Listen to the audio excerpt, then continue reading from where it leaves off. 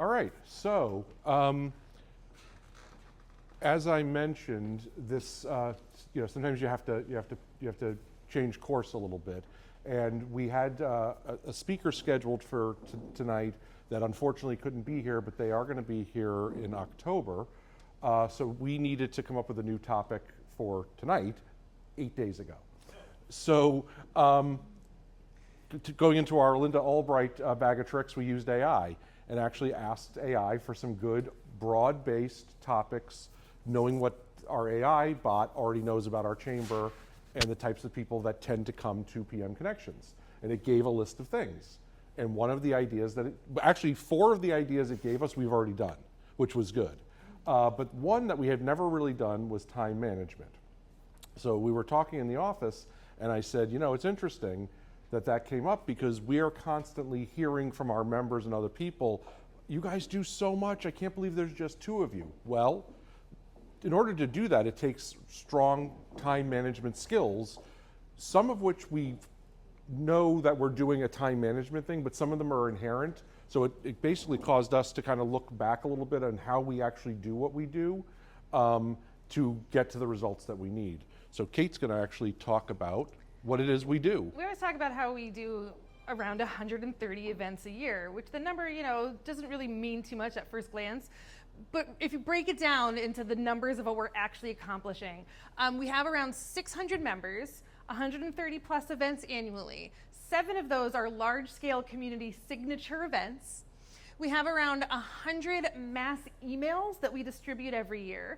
Those are our newsletters, our inbox spotlights, our young professionals flow down. Our social media, we actually have 8 social media pages across the various platforms. Some of them are just for the young professionals and some of them are for the chamber at large. We moderate 3 community groups within the social media pages that we run.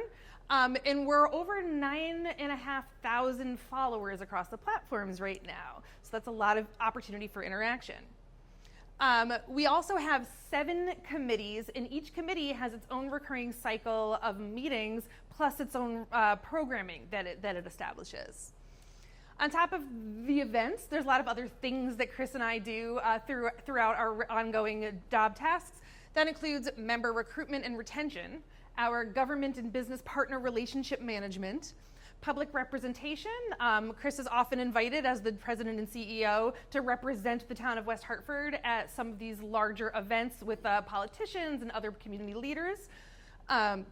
We do intra-organization networking. So in addition to the networking that we host, we also attend our partners and our members and our cohorts in other regions, their networking events as well.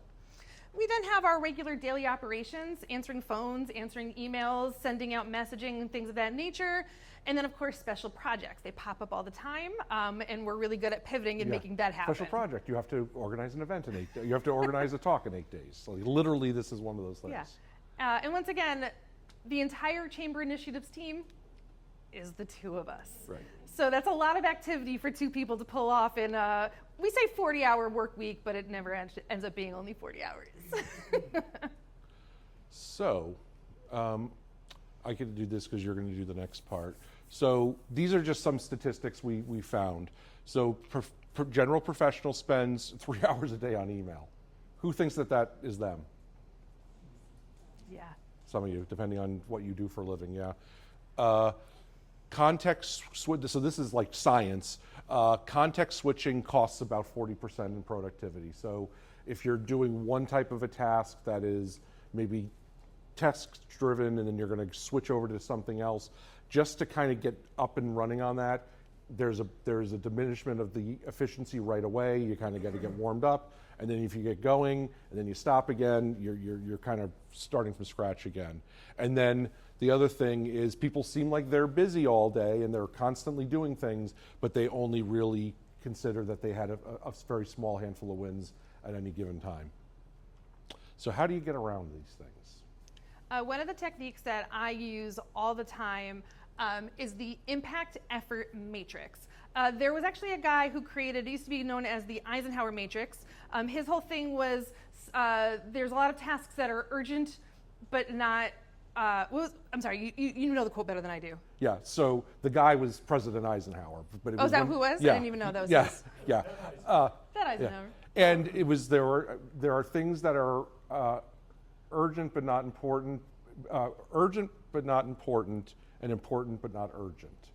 And this is kind of how he did it. It was later reinvented. Stephen Covey kind of redid it when he did the 7 Habits of Highly Effective People, and it's kind of evolved into this impact effort matrix. The bones of it are the same as what Eisenhower did. Some of the verbiage has just been softened a bit.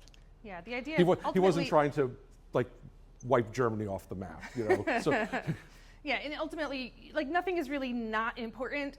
So that's why they talk more in terms of effort and impact. What is going to move the needle on your organizational goals, and what is going to require a lot of time and effort.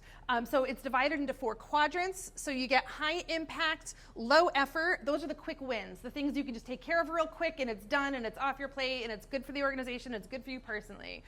Then there's the high impact, high effort. Those are major projects. Things like our signature events, for example, they're going to take a lot of effort over a lot of time, but those are truly helping you reach your goals.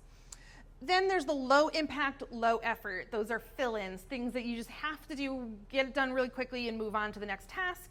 And then the high effort, low impact. Those are time wasters. Those are things that are sucking you in and not really helping you out in the long run. So those are the time wasters. And just to give an idea of where we categorize some of these things, quick wins, for example, would be new member engagement. So thanking our new members for signing up and filling out an application. Follow-up emails. Somebody comes to an AM Connections, we send an email thanking them and inviting them back to something else. Ribbon cuttings, AM Connections in general, those are all things that are relatively low effort, but really do bring the organization where it wants to go. Our major projects would be things like I mentioned before, our big signature events, and then the directory and community guide, which there should be some out on the table if you wanted to take a look. Those do take a lot of time, but they really do support our entire community, and it really is good for the whole organization. Fill-ins would be things like posting the blog. We have a blog that we put up every week. It doesn't take a lot of time. It's not big on organizational goals. Obviously, having business resources for our members is important, but that's not the same as some of the larger events that we put on, for example. The weekly newsletter, social media posting, these are all things that have to be done, but you can do them when you have a minute. You don't have to prioritize them so much, and you know, they're not going to take up a lot of your time. And then there's things that you find are low impact and high effort. Get rid of them if you can, or just deprioritize them to the point where you're taking care of all of those other things that are really going to help you.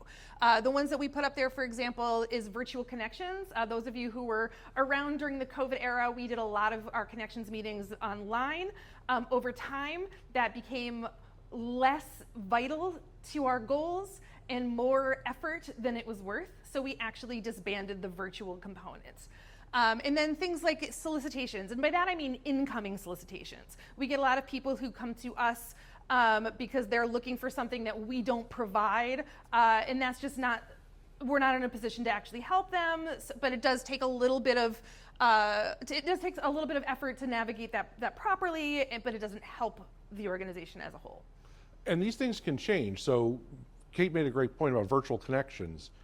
March of 2020, virtual connections couldn't have possibly been further high on the high impact effort. That was vitally important to us. Over time, when it slid down here, it slid off the page. We just stopped doing it. So it's not to say that everything on here, isn't fluid. It's not static. Yeah. You know, the newsletter, the regular newsletter, yeah, it certainly falls into that. But we've had again during COVID. We didn't stick with our cycle. If we had important news about getting loans or getting relief or anything like that, that stuff was going out the second we got it. So it moved up. And also over time, the amount of effort, because now we have the template in place, we have the graphics that we just need to update every once in a while, so it doesn't take as much time. We're not making it from scratch every single time it goes out. Right. Pomodoro. So now you figured out where everything falls. Well, how do you do it? There's a couple of different ways, and we just picked like some of the more popular ones. Who's familiar with the Pomodoro technique? Okay, so you got a couple people.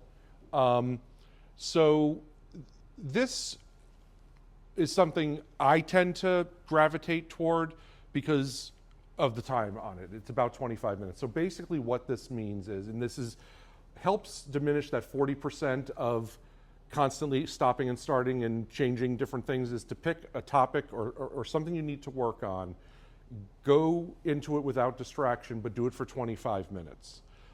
It came from a student who was trying to study for exams and just could not study to the extent that they felt that their colleagues were studying, and said, you know what, I'm going to try this. I'm going to do 25-minute blocks, which just happened to be the amount of time on this tomato-shaped timer that he had, and he did it.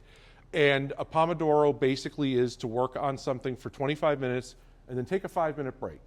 You can either walk away, stretch, go for a walk, maybe that one little email that you wanted to answer, fine, go and answer it, and then go back to what you're doing. And then after 4 of those, you step away for at least a half an hour. And the idea is that if you continuously do that, you will just inherently become more productive. That you will stick to one thing, get it done, take a break, continue the process, continue the process, continue the process, then walk away. That's basically it. It's actually quite simple. Anybody who raised their hand have any feedback on that? I do. So it's also good for people who are having a hard time getting started with something. If you procrastinate a lot, it's a good way because you're only working for 25 minutes. So usually people are like, oh, well, I can handle that. A big project can be very daunting, but cutting it down into a smaller time is helpful. The other thing is if you have to memorize or retain information, this is a very good technique because you learn it in batches, but taking those 5-minute breaks allows your brain to shift the information into your long-term memory. So it's a good way to help retain information too. That is fantastic insight. Good, Rachel. Build on that, you're 100% right. We teach it to our staff because our staff that are not in frontline service tend to sit in their office all day long and just continue through. They'll eat lunch in their office. We teach this theory so that you get up every 25 minutes. It's to let your brain have a rest. It's also to walk around and talk to your coworkers for a little bit because this department actually affects this department and that type of thing. And then when you get back to your project, sometimes you're thinking a little bigger picture and it'll help you change the way your project goes. So it's one of our techniques that we teach all of our staff. Like, so officially, so it's part of just onboarding? Yeah, it's Oh, wow. onboarding and it's a part of efficiency for Oh. getting work done. Yep. Hours. Question I actually, sorry to jump in, that you may not have the answer, unless you have studies on it, but I wonder how like immersive social media, basically smartphones, has affected the Pomodoro break. Because if you're taking a 5-minute break and you just look on your phone, is everything that you ingested basically sticking, or is it looking like because you're not actually looking at breakfast? I'm not actually sure. That's a fascinating thought process. In your brain kind of stimulating. But, you're also shifting to something else. I think it does give your brain time to absorb the information. ChatGPT didn't know either, so I was like, Yeah. I'm not sure at all. But, yeah. John? I see you say that 25 minutes and the tomato timer, do you literally use a timer? And you also said, when you complete a project, you take a break. No, sorry. So when you complete the 25 minutes, I'm sorry, but you can continue to work on a large project if you wanted in increments of 25 minutes for as long as it would take you, or not right away. Like you could say, okay, just for today, I'm going to work on this for 50 minutes and then move on to something. We're going to talk about task batching next. But great question about the literally. Yes, some people actually do it. There are phone apps. If you go onto your app store, type in Pomodoro, there's free apps that are literally pre-programmed to give you 25-minute 5. You can actually reset them. Maybe you need to start with 15 minutes. Maybe you can think you can go 30. They don't really advise going more than 30. But But yeah, this is like a thing. And I saw some of you taking pictures. We could send the slides out, that's not a problem. But we are actually, we're gonna do an activity and there's a worksheet with a whole bunch of resources, videos, books, and some other things that you can take home after this. Is that called Clockwork Tomato cookies? Yeah. So not everything's going to work for everybody. Chris has really great success with the Pomodoro technique. I do not. As an adult living with ADHD, if I'm falling down a rabbit hole of productivity, I can't pull myself out for 5 minutes and then dive back in. It's never been a method that has worked for me. So I've had far more success with the time blocking method. The time blocking method, it goes back to identifying task categories. When we were doing that earlier with the matrix, it was more about how they fall. But this one is really more about things that can be grouped together in similar concepts. Like, I'm going to sit here and do all of my email answering. I'm going to sit here and fill out all of these forms. And you find ways that you can package different similar activities together. And then you schedule specific time blocks to run through it all.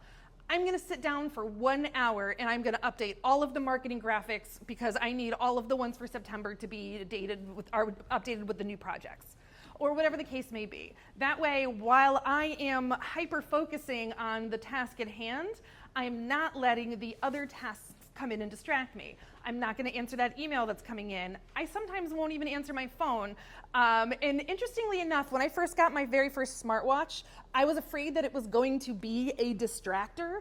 And I've discovered that it's actually done the opposite. When I am in my time blocking and my phone starts ringing or my email pings, I can glance at my watch and say, that is not vital. I can get back to that later and stay in my zone.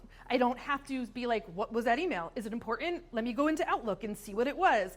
And then I've pulled myself out, and that's where I lose that 40% of productivity. So the idea of time blocking is you get in the zone, you stay in the zone, and then you switch zones. So it's kind of the opposite of the Pomodoro, but it does work very well for somebody like me. And it's also just whatever you're working on. So Wednesdays is membership day in the office, and it's really a collection of task batching. Yes. So why don't you, because you do the front end and I do the second end. So so the first thing I do on Membership Wednesday is I run a report of all of the new members that we've had for the week. We download that report. We then go through it together and we match the new members with our membership committee liaisons, and we try to make connections that are going to be beneficial for both of the new member and our existing member. And we put it all in one spreadsheet and put it all in an email. In that email that goes out to our membership liaison, that has information about who our new members are, so the liaisons are aware of any background information. It also has a list of all of our upcoming events so that they can invite folks to what we've got coming. And then once we have the new member outreach communicated to the liaisons, Chris does the social media side of it. yeah, so then what I do is I go in and create a graphic celebrating all the new members for the week, and then an individual one that welcomes them as a member, and then I make a second version for them to share that says proud new member. I have a templated email. I go through, post it to all the places, follow all the social medias, tag them all, and then I send an individualized email with their own shareable graphic to them, welcoming them a second time. They've already been welcomed, telling them that their liaison may or may not have reached out to them by now, because even in that half hour, our membership committee, some of them are so on top of it that within the half an hour it took me to do that, they've already emailed the person. So I say, you may or may not have heard from somebody, but they will be reaching out to you if they haven't already. Here's a graphic for you. If you need anything, I'm a point of contact. They're also a point of contact. And it just runs like it does. I grabbed this because this is just loaded with task batching, right? Yes. So we do a lot of the work on this. It is ultimately done by a publisher, but for example, I have to write a welcome letter every year. I have to email Chris Clark or whoever the chairperson for that year is. They need to send a welcome letter. I need a letter from the mayor. I need to reach out to all the neighborhood associations with what this said last year. Is this still accurate? Is this still your logo? I have to get all that stuff back. Kate and I actually schedule blocks of time to curate all the photographs that we put in here. We actually schedule 2 blocks of time. We actually go through We manually check every single listing.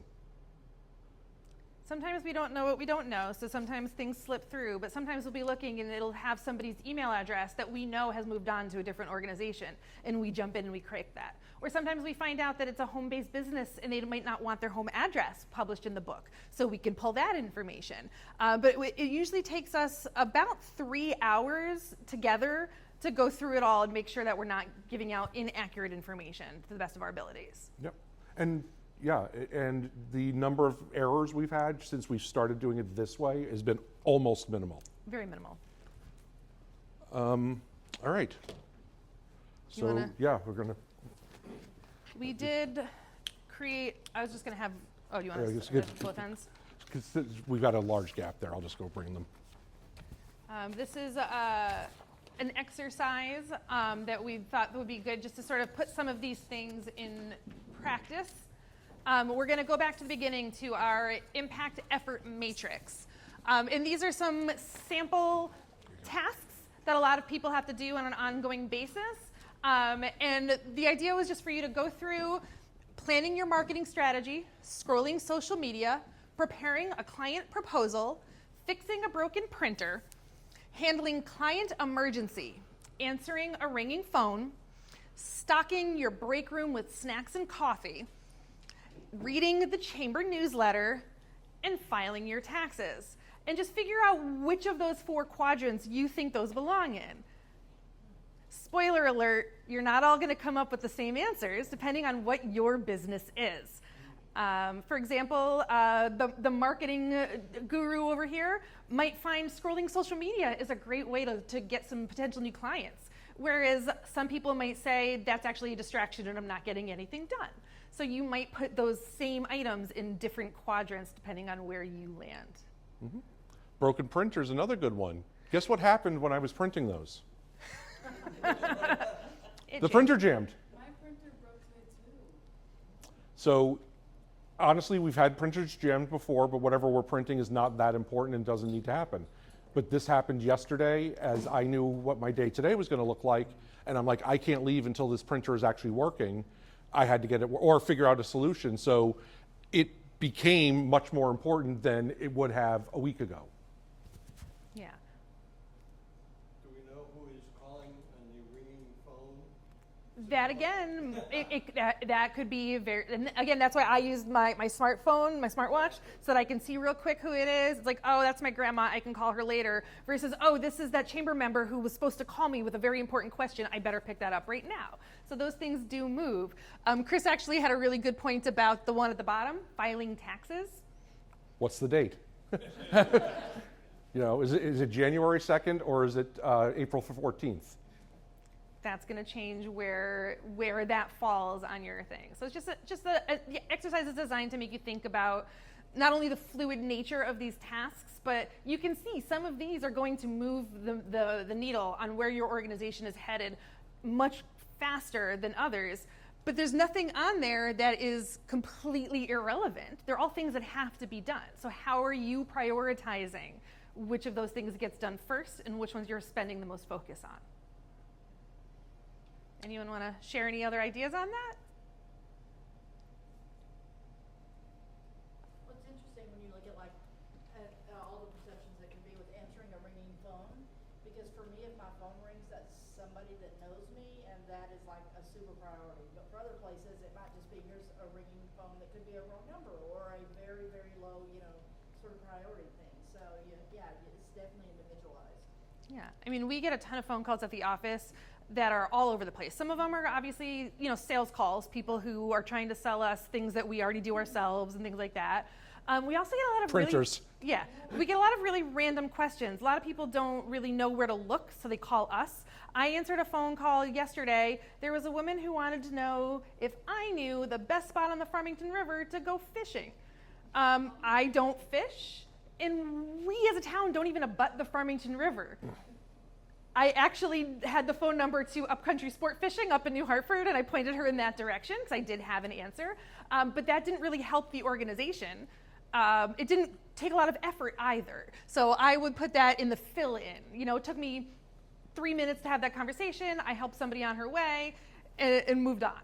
Yeah, and the same thing happened today, which was a little closer related to the chamber. Somebody called. There's a fundraiser at the Delamar for the Cystic Fibrosis Foundation, and the woman was calling because she takes care of an elderly woman whose daughter was speaking and wanted to know if it was being recorded. I don't know why she called us and not the Delamar, so I gave her the number for the Delamar. But at the end of the day, you know, it was helping a member answer, you know, solve a problem for somebody. You know, okay, you know, it's a little different. Yeah. So on the back of your sheets, so basically we just broke down everything we talked about. But on the back of your sheets, there is a reading list. I've actually read most of those books, or at least heard talks by the people who wrote them. And then the QR code brings you to our YouTube channel. I put together a playlist of about 7 or 8 videos that touches on one or more of these topics. I tried to get ones that were under 5 or 6 minutes, that were very clear, very specific, and really stuck to what we talked about. So they should be fairly consistent with what we presented here today. Did anybody have any other questions? Any questions? So I went to the Linda Albright presentation last time, and it got me thinking. I wonder if anybody's used ChatGPT to assemble tasks for scheduling at all. I'm sure that there must be. This is a challenge that professionals across all industries, across all levels of sizes of business, they all face these questions of how do I prioritize? How do I fit 12 hours of work into a 9-hour workday? So I'm sure it's been gone through, and I'm sure Linda Albright would actually be a really good resource on what those would be. But then again, it comes back to what is important to you in your business, in your industry, in your priorities, because what works for Parker is not necessarily going to work for Rachel or for John or for anybody else. So. All right. But to his point, I think we are in like a really interesting discovery phase where like I was trying to figure out what the best use of ChatGPT is for our needs and when to use it, when to probably like utilize your own brain power, not export that to something else. But like, yeah, I think if you talk to each one of us, you'll probably realize there's like different ways of using ChatGPT that would have thought to use. And there's thousands of AI options out there. Sure, yeah. And I'm guessing that there's probably quite a few that can offload those time wasters for you. If you find that you're doing things that aren't moving the needle and are sucking your energy, there's probably an AI option out there that can automate it for you somehow. So Yeah. it'll be interesting to see how that unrolls as the years go. Yeah, there's still an improvement to the efficiency values like ChatGPT is right now. It's like, I'm probably projecting, but it's like too much. Like I'm scaling it back down, but it's able to do very simple tasks. One of the challenges of AI, of course, is the whole concept of garbage in, garbage out. Sometimes it doesn't know what you're looking for, or you don't even know what you're looking for. And so sometimes you spend a lot of time arguing with your chat bot to get to where you want to be, and then you've just wasted time that you could have just put into your project from the get-go. So, yeah. Yeah, we actually use it a lot for just like brainstorming. So like I said, we found out we didn't have a speaker, and we're like, okay, we have to put the newsletter out, so we have to promote this within the next 2 hours. What can we reasonably come up with that we could do, put it in there, looked at the list and like, okay, and then that gave us a North Star at least to start building this. Yes? I think one of the most helpful things for me has been understanding prioritizing stuff on the matrix and then using time blocking to schedule in time. 'Cause especially with stuff that needs creative thought, or it's stuff that it takes longer to do, and the quick fixes, the quick wins get in the way, and so you don't schedule time for the major project because it always seems to come last, but then you're like stressed and trying to fit it in. So that idea of time blocking so that you have the priorities and then you set aside time and you give yourself time to think also, like not always do, but just think. That was really helpful. Yeah, the combination of the matrix and the time blocking has actually been very effective for me personally.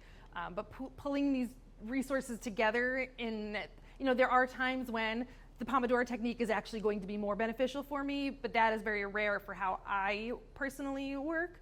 And he uses both interchangeably, so. Yeah, it just depends on the task. And there's also just what is your situation, what is your business, and what is your personality? Honestly, what is your biology?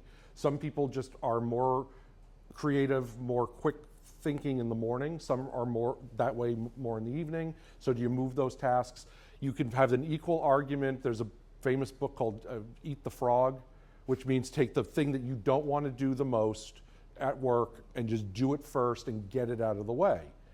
That works for some people. For some people, it's putting a quick W on the board. It's doing that easy thing, that email, that person you met at the networking thing that already told you they were going to join the chamber, and they said, just send me the application and I'll take care of it, and you send it, and you're like, okay, you got a W up on the board.